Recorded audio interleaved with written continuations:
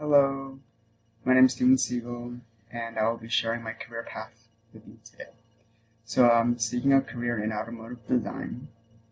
When I was a child, I loved anything to do with art. Like most kids, I drew my fair share of dinosaurs. My parents put them on the fridge. Um, but anyways, as I got older, I drew the backdrops and sceneries from my school for plays that I was in. I also designed T-shirts for charity, and as well as my senior jackets. My real passion is cars, though.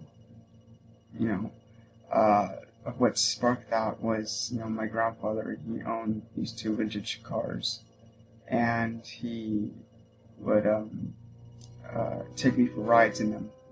And I just fell in love with the curves and the lines and the shape of the car. And, it really touched me. And it was, I took an art class at Otis College, when I was 13. My professor encouraged me to apply to Pasadena Art Center of Design after I finished high school. So with that in mind, I went to visit the Pasadena Art Center, and it was something that really caught my attention, and it really confirmed of what I wanted to do in a career.